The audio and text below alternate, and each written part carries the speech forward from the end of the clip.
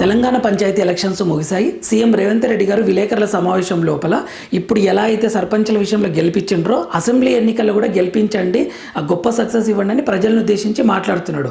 అసలు యాక్చువల్గా ఈ పంచాయతీ ఎలక్షన్ లోపల కాంగ్రెస్కి గొప్ప విజయం లభించిందా అంటే కానే కాదు అని అనిపిస్తుంది అంటున్నారు కూడా ప్రజలు. ఎందుకు అని అంటే జనరల్గా రూలింగ్ పార్టీకి ఈ పంచాయతీ ఎలక్షన్లల్లో 75% పైననే గెలుపు రావాలి, 75, 80, 90% వరకు రావాలన్నమాట. అది గొప్ప విజయం అనొచ్చు. కానీ ఇక్కడ వీళ్ళకు కాంగ్రెస్ వాళ్ళకి జస్ట్ విత్ రెబల్స్తో కలిపి 65% వరకే గెలిచిండ్రు. అంటే ఇది గొప్ప విజయం కాదు. కాంగ్రెస్ పైన ప్రజలకు వ్యతిరేకత ఉంది. ఎందుకు వ్యతిరేకత ఉంది అంటే కాంగ్రెస్ ఇచ్చిన ఎన్నికల హామీలను నెరవేర్చలేదు. ఎందుకు నెరవేర్చలేదు అని అంటే మా దగ్గర డబ్బులు లేవు, మొత్తం బీఆర్ఎస్ ప్రభుత్వం అప్పులు తీసుకొని వచ్చింది, వాటికి మిత్తిగట్టనికనే సరిపోతుంది, అప్పులు ఎవరన్నా అడుగుదామంటే వాళ్ళు పారిపోతున్నారని సీఎం రేవంత్ రెడ్డి గారే పబ్లిక్ మీటింగ్లో చెప్పిండ్రు.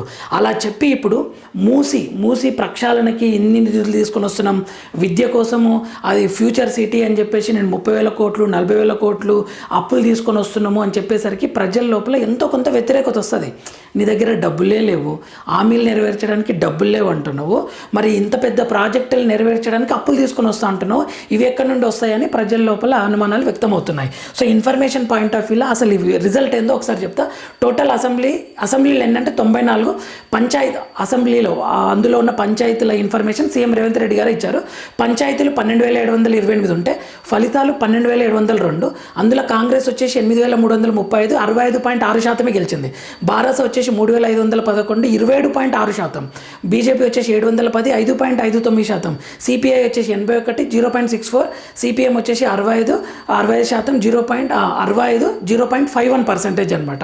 ఇక్కడ కాంగ్రెస్ ఫలితాలు రెబల్స్తో కలిపి ఇచ్చారనమాట. ఇదండి వీడియో.